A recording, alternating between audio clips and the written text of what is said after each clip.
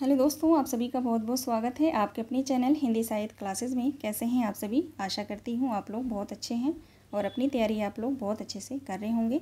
जैसा कि आप सभी जानते हैं, हम लोग जो है PYQ सॉल्व कर रहे हैं यूनिट वाइज।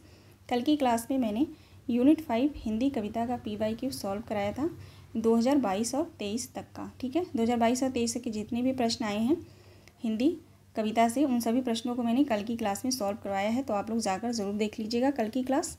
ठीक है, और आज की क्लास में यूनिट 7 को मैंने लिया है, यूनिट 7 हिंदी कहानी। ठीक है, हिंदी कहानी का PYQ हम सॉल्व करने वाले हैं 2022 और 23 के सभी प्रश्न। ठीक है, तो क्लास में बने रहिएगा, सभी प्रश्न को आप लोग सॉल्व करिए और देखिए कि किस तरीके से जो है प्रश्न पूछे गए हैं, कहाँ कहाँ से प्रश्न ज़्यादा आए हैं। ठीक है, पात्र से आपको जो है यहाँ पे बहुत सारे प्रश्न मिलेंगे, रिपीटेड प्रश्न भी हैं। ठीक है ना, तो चलिए देखते हैं, जाना नहीं है किसी को भी। ओके, 2022 और 23 का ही मैंने प्रश्न लिया है, तो प्रश्नों की संख्या ज़्यादा नहीं है, आप कम टाइम में सभी प्रश्नों को सॉल्व कर लेंगे। ठीक है, न्यू पैटर्न पे जितने भी प्रश्न बने हैं वो आपको पता चल जाएगा। दोनों शिफ्ट का प्रश्न को मैंने लिया है। ठीक है, तो चलिए देखते हैं पहला प्रश्न। पहला प्रश्न है, प्रथम विश्व युद्ध की पृष्ठभूमि पर रचित कहानी कौन सी है? आपको बताना है प्रथम विश्व युद्ध की पृष्ठभूमि पर रचित कहानी कौन सी है। ये प्रश्न 2023 में भी आया है। ठीक है, सेम प्रश्न है, बस ऑप्शन जो है ऊपर नीचे किया गया है। ओके, तो राइट आंसर हो जाएगा ऑप्शन डी। ऑप्शन डी सही जवाब है। आगे देखेंगे अगला प्रश्न। अगला प्रश्न है, भोला राम का जीव कहानी का विषय क्या है? भोला राम का जीव कहानी का विषय क्या है? तो यहाँ पे राइट आंसर हो जाएगा भ्रष्टाचार का अनावरण और सरकारी कार्यालयों में व्याप्त रिश्वतखोरी की अभिव्यक्ति। बी और डी राइट आंसर हो जाएगा। राइट आंसर हो जाएगा यहाँ पे बी और D, option A. Option A सही जवाब है, बी और डी। आगे बढ़ते हैं, तीसरा प्रश्न देखेंगे। तीसरा प्रश्न है, सूची 1 को सूची 2 से सुमेलित करना है। ठीक है, इधर पात्र दिए गए हैं, इधर कहानी दिए गए हैं। कौन सा पात्र किस कहानी का है ये आपको बताना है। चलिए देखते हैं। मालती जो है गैग्रीन कहानी की पात्र है। वजीरा सिंह, उसने कहा था। बुद्धगुप्त आकाशदीप। लाल मोहर तीसरी कसम। लाल मोहर जो है ये गौड़ पात्र है तीसरी कसम कहानी का। ठीक है, तो सही जवाब होगा 4, 3, 1, 2। तो ऑप्शन सी यहाँ पे राइट आंसर हो जाएगा, 4, 3, 1 और 2। चौथा प्रश्न है, चौथा प्रश्न देखेंगे। तेरी बाकी अदा पर मैं खुद हूँ फिदा, तेरी चाहत को दिलवर क्या करूँ बयां, यही ख्वाहिश है कि ई तू मुझको देखा करे और दिलो जान मैं तुमको देखा करूँ। उपर्युक्त पंक्ति निम्नलिखित में से किस कहानी में प्रयुक्त है या किस कहानी से लिया गया है?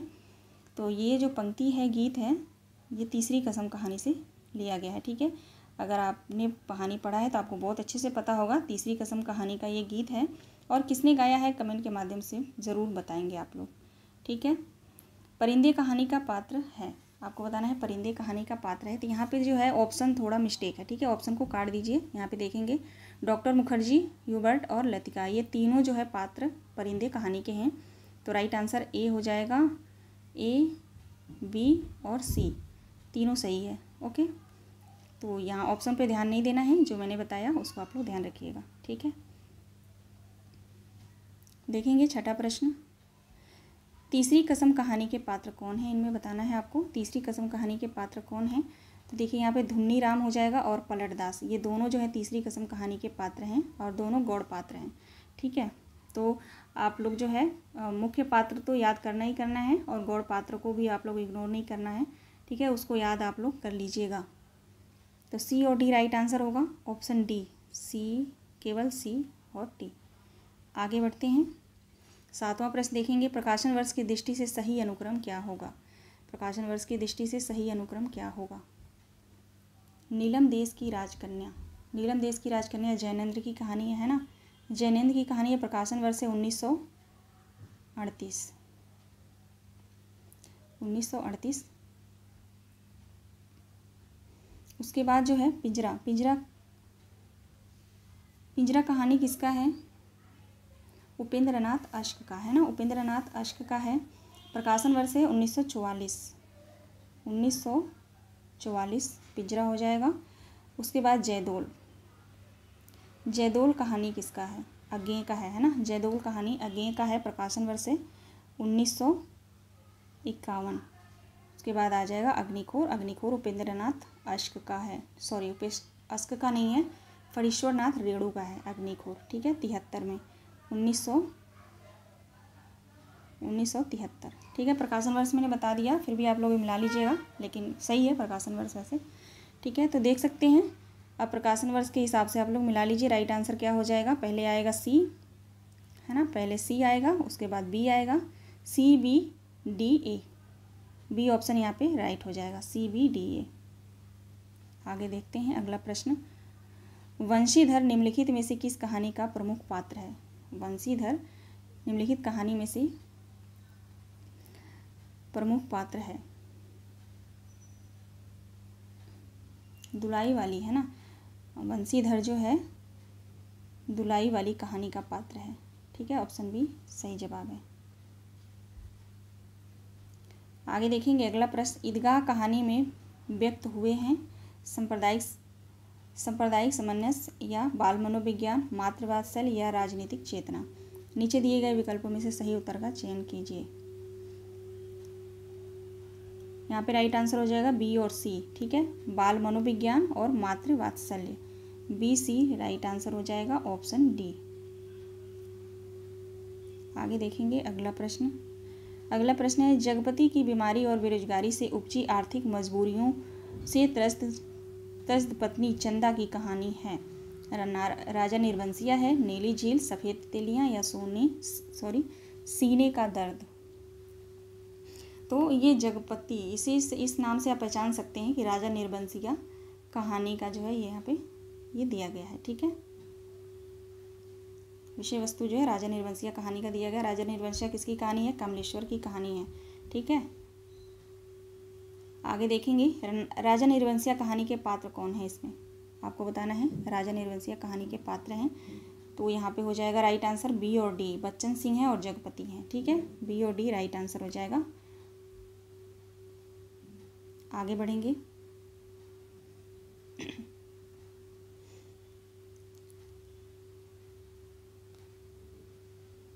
इस प्रश्न को छोटा करना पड़ेगा। चलिए, कूट हम बाद में देखेंगे। ठीक है, कूट हम नीचे भी देख लेंगे।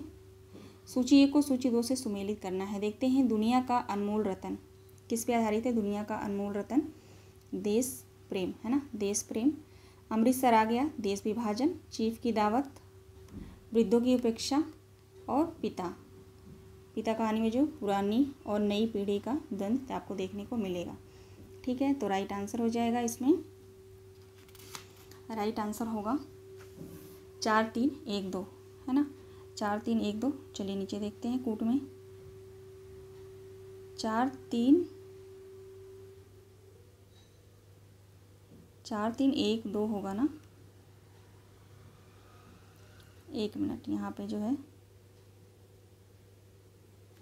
यहाँ पे 1 कर लीजिए, यहाँ पे 2 कर लीजिए। ठीक है, क्वेश्चन मैं ही बनाती हूँ, थोड़ा सा मिस्टेक हो गया यहाँ पे। ठीक है, तो 4 3 2 1 राइट आंसर हो जाएगा।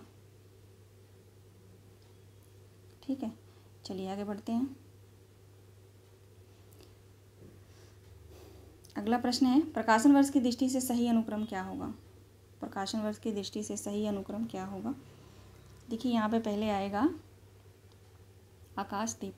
आकाशदीप का प्रकाशन वर्ष है 1929, है ना, 1929 है। उसके बाद आएगा इंद्रजाल। ठीक है, इंद्रजाल का प्रकाशन वर्ष है 36। ठीक है, 1936। उसके बाद पाजेव। ठीक है, पाजेव 1942। उसके बाद आएगा तर्क और तूफान। तर्क और तूफान का प्रकाशन वर्ष है 50। ठीक है, प्रकाशन वर्ष एक बार आप लोग मिला लेंगे। ठीक है, तो यहाँ पे देख सकते हैं राइट आंसर हो जाएगा ACDB, ऑप्शन सी, ACDB। अगला प्रश्न है, चंद्रधर शर्मा गुलेरी द्वारा रचित कहानी नहीं है। चंद्रधर शर्मा गुलेरी द्वारा रचित कहानी नहीं है। इनमें से जो है तीनों कहानी इनका है। उसने कहा था बुद्धू का कांटा और सुखमय जीवन, ये तीनों कहानी चंद्रधर शर्मा गुलेरी। कछुआ धर्म ये भी इनका है, लेकिन निबंध है ये। ठीक है ना, कछुआ धर्म चंद्रधर शर्मा गुलेरी का निबंध है, ना कि कहानी। आगे बढ़ेंगे। अगला प्रश्न है, ईदगाह कहानी में मोहसिन मेले से कौन सा खिलौना खरीदता है। आपको बताना है ईदगाह कहानी में मोहसिन मेले से कौन सा खिलौना खरीदता है। तो मोहसिन जो है भिश्ती खरीदता है, ठीक है। हादिम क्या खरीदता है, हादिम चिमटा खरीदता है दादी के लिए अपने, ठीक है। तो ये ध्यान रखेंगे, मोहसिन जो है भिश्ती खरीदता है। अगला प्रश्न देखेंगे। अगला प्रश्न है, किसी श्रीमान जमींदार के महल के पास एक गरीब अनाथ विधवा की झोपड़ी थी। प्रश्न छोटा करना पड़ेगा, चलिए फिर से देखते हैं। किसी श्रीमान जमींदार के महल के पास एक गरीब अनाथ विधवा की झोपड़ी थी। जमींदार को अपने महल का होता उस झोपड़ी तक बढ़ने की इच्छा हुई। उपयुक्त पंक्तियाँ किस कहानी की आरंभिक पंक्तियाँ हैं। यह पंक्तियाँ जो है किस कहानी से ली गई हैं या किस कहानी की आरंभिक पंक्तियाँ हैं, ये आप बताएंगे। राइट आंसर हो जाएगा एक टोकरी भर मिट्टी। माधवराव सप्रे की कहानी है एक टोकरी भर मिट्टी, ठीक है। आगे बढ़ते हैं। अगला प्रश्न देखेंगे। निर्मल वर्मा द्वारा रचित कहानी नहीं है। आपको बताना है इनमें से कौन सी कहानी निर्मल वर्मा द्वारा रचित कहानी नहीं है। राइट आंसर हो जाएगा बादलों के घेरे में, बादलों के घेरे में, ठीक है। बाकी तीनों इनकी कहानी है, अंधेरे में, दूसरी दुनिया, पिछली गर्मियों में, ठीक है, और बादलों के घेरे में नहीं है, ठीक है। अगला प्रश्न देखेंगे। आकाशदीप कहानी का वर्ण विषय क्या है। नीचे दिए गए विकल्प में से सही उत्तर का चयन कीजिए। आकाशदीप कहानी के वर्ण विषय क्या है। तो आत्मसमर्पण हो जाएगा और प्रच्छन्न प्रेम, ठीक है। ए और सी सही जवाब होगा।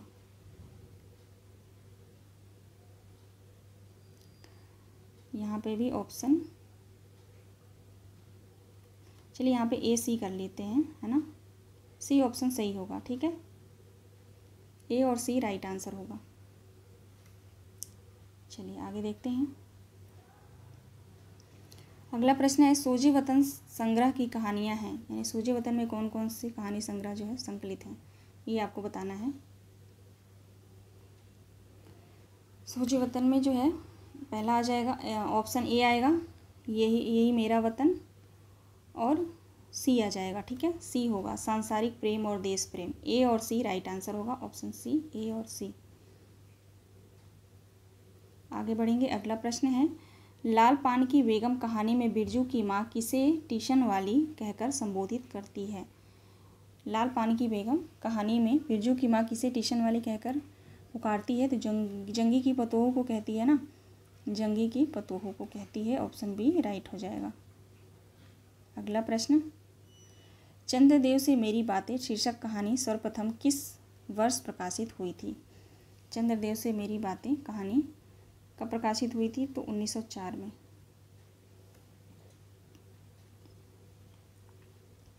आगे देखेंगे। अगला प्रश्न है, आज तक कभी ऐसा ना हुआ न कभी सुना, गजब हो गया अंधेर पड़ गया, सिक्का बदल गया कहानी में उपयुक्त कथन किसने किससे कहा है।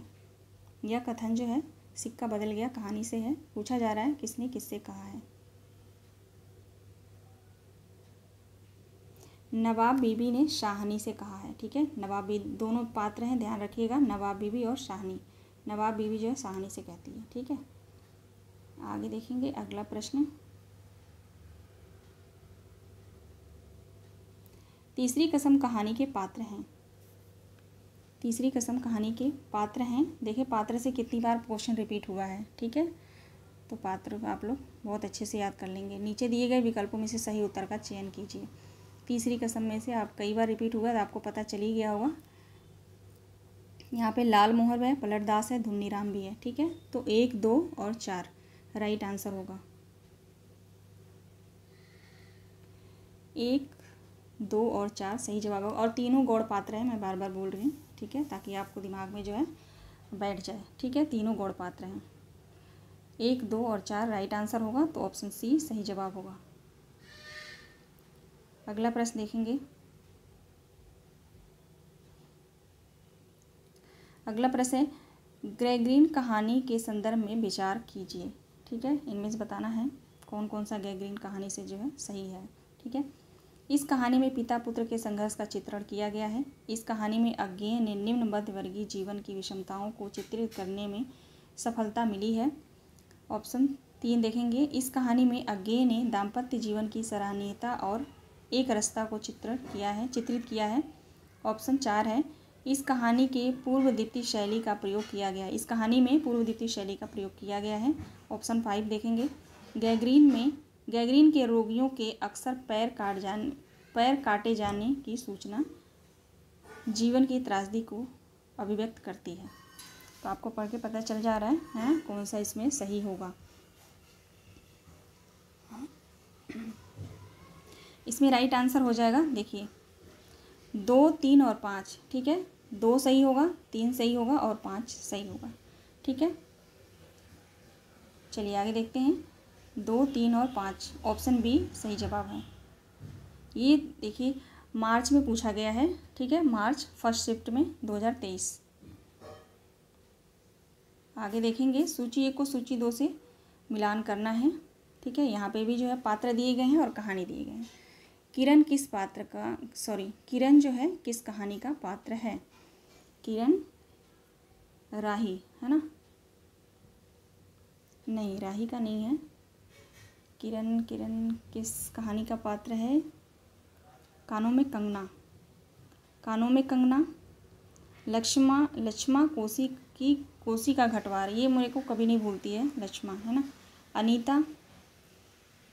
अनीता राही कहानी और श्यामनाथ चीफ की दावत। ठीक है, सही जवाब होगा 2, 4, 1, 3। ठीक है ना, 2, 4, 1, 3। ऑप्शन बी राइट आंसर हो जाएगा, 2, 4, 1, 3। ठीक है, आगे बढ़ेंगे, अगला प्रश्न देखेंगे। 1 मिनट रुक जाइए। हाँ अब ठीक है, चलिए अगला प्रश्न है, निम्नलिखित कहानियों को प्रथम प्रकाशन वर्ष के आधार पर पहले से बाद के क्रम में लगाइए। इन कहानियों को आपको प्रकाशन वर्ष के हिसाब से पहले से बाद के क्रम में लगाना है। तो पहले आ जाएगा, पहले कौन सा आएगा?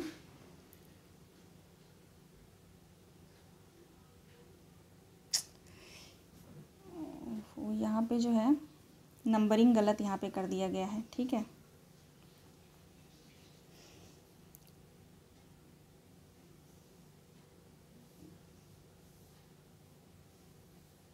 चलिए मैं ऐसे बता देती हूँ। देखिए सबसे पहले आएगा तीसरा।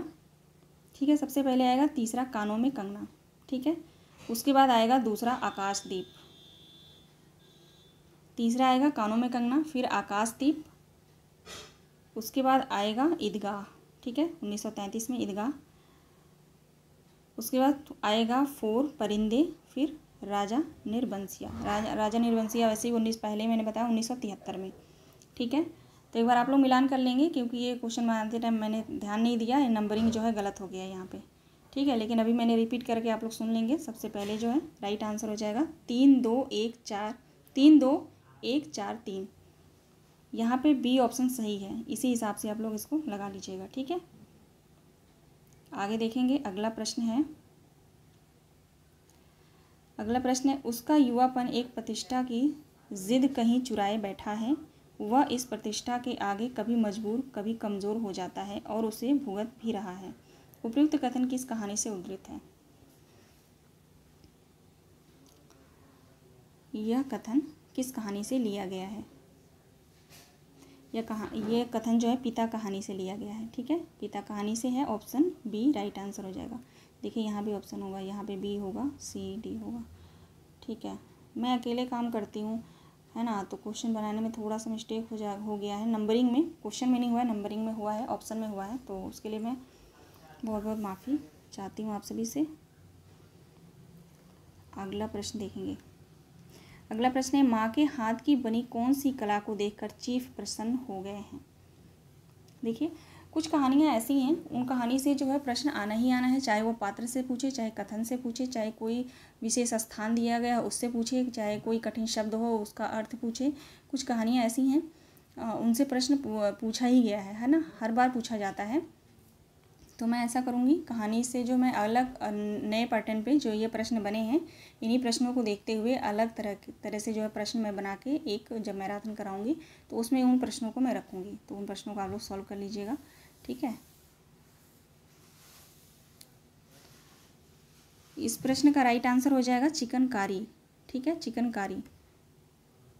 आगे बढ़ते हैं, अगला प्रश्न देखेंगे। अगला प्रश्न है, निम्नलिखित में से कौन सा गीत तीसरी कसम कहानी से नहीं है। देखिए यहाँ पे गीत दिया गया है, अब आपको यहाँ से पूछा जा रहा है तीसरी कसम में जो कहानी, तीसरी कसम जो कहानी है उसमें बहुत सारे गीत हैं, है ना। तो सभी गीतों को आप लोग ध्यान रखेंगे।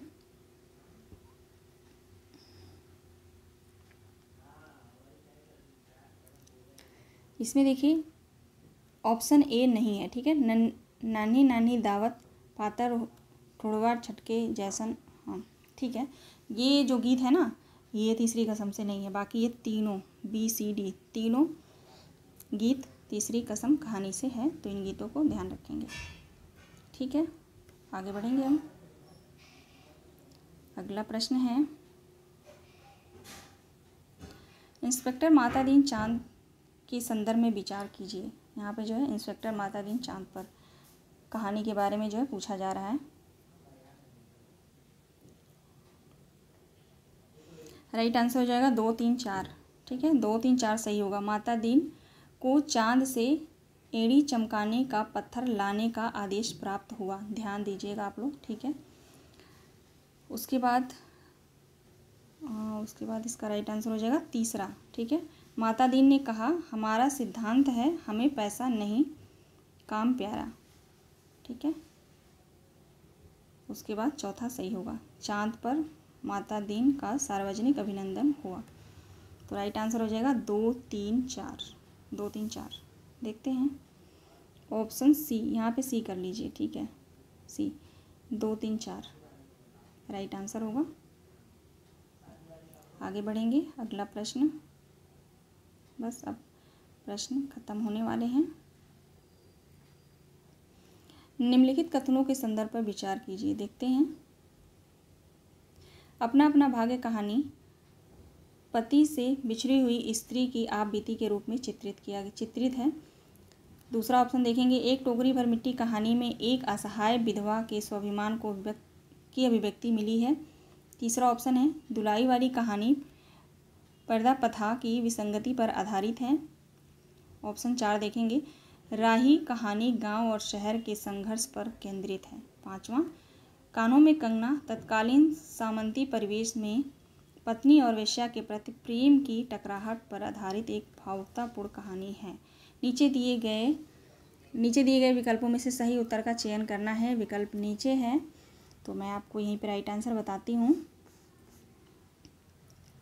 इसका राइट आंसर हो जाएगा 2, 3, 5, ठीक है। चलिए देखते हैं, 2, 3, 5, 2, 3, 5 ये बिल्कुल सही है, ठीक है। तो इस तरीके से भी प्रश्न पूछे जाएंगे। सभी कहानियाँ 21 कहानी जो आपके लगे हुए हैं सिलेबस में, उन कहानियों से इस तरीके से प्रश्न भी पूछे जाएंगे। राइट आंसर हो जाएगा 2, 3, 5 सी। आगे देखेंगे अगला प्रश्न। अगला प्रश्न है, भोला राम का जीव के संदर्भ में निम्नलिखित कथनों पर विचार कीजिए। इसमें जीव और परमात्मा के संबंधों पर विचार किया गया है। इसमें पौराणिक कथा को आधार बनाकर व्यंग्य की निर्मित की गई है। तीसरा ऑप्शन है, इसमें सरकारी कार्यालयों में पनप रहे भ्रष्टाचार का मार्मिक चित्रण है। इसमें राष्ट्रीय चेतना को केंद्र में रखा गया है। पांचवा ऑप्शन है, इसमें लाल फीताशाही की अमानवीयता का चित्रण है। नीचे दिए गए विकल्पों में से सही उत्तर का चयन कीजिए। यहाँ पे राइट आंसर हो जाएगा 2, 3, 5, ठीक है। 2, 3, 5 केवल सही होगा। भोला राम जीव कहानी से इसमें पौराणिक कथा को आधार बनाकर व्यंग्य की निर्मित की गई है, ठीक है। उसके बाद तीसरा होगा, इसमें सरकारी कार्यालयों में पनप रहे भ्रष्टाचार का मार्मिक चित्रण किया गया है। पांचवा भी सही है, ठीक है। तो 2, 3, 5 सही होगा। Option A 2, 3, 5। आगे देखेंगे अगला प्रश्न। अगला प्रश्न है, आकाशदीप कहानी की घटनाओं को पहले के बाद में क्रम में लगाइए। आकाशदीप की कहानी की घटनाओं को। ठीक है, आकाशदीप कहानी में जो सबसे पहले कौन सी घटना की बात की गई है और पहले से बात के क्रम में लगाना है। ठीक है, देखेंगे सबसे पहले जो घटना है वो है 5वां, बंदी द्वारा पोत से संबद्ध रज्जू का काटना। ठीक है, आप कहानी पढ़े होंगे, आपको अच्छे से पता होगा। उसके बाद चौथा आएगा बुद्धगुप्त और नायक के बीच द्वंद्व युद्ध। उसके बाद आएगा एक, ठीक है, चंपा द्वारा दीपक का जलाना। ठीक है, उसके बाद आएगा तीसरा, चंपा और जया द्वारा नौका विहार। उसके बाद आएगा दूसरा, दीप स्तंभ का महोत्सव। ओके, तो राइट आंसर हो जाएगा 5 4 1 3 2, 5 4 1 3 2।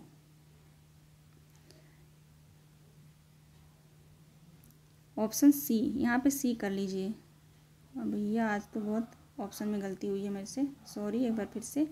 सी ऑप्शन सही है यहाँ पे। ठीक है, 5 4 1 3 2 राइट आंसर होगा। ठीक है, तो ये पूरे क्वेश्चंस को मैंने लिया था 2022 से लेकर 2023 तक के फर्स्ट शिफ्ट और सेकेंड शिफ्ट।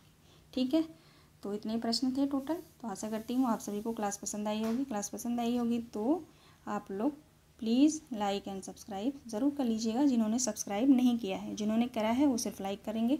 ठीक है, और कमेंट करेंगे। आप सभी दोस्तों का बहुत बहुत धन्यवाद। ठीक है, चलिए मिलते हैं नेक्स्ट वीडियो में। आप लोग अपना ख्याल रखिए और अपनी तैयारी जारी रखिए।